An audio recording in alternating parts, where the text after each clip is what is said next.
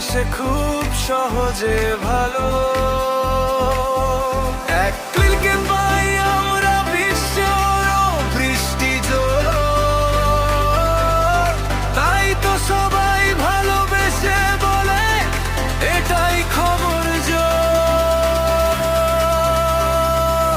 যেখানে ভেসে ওঠে সত্যের কথা, যার কাছে লুকায় না জীবনের ব্যথা। আমরা দেখি শিখি চলি সামনে আরো এক ধাপ। খবর যোগ পাশে থাকলে আর কি লাগে ভাই।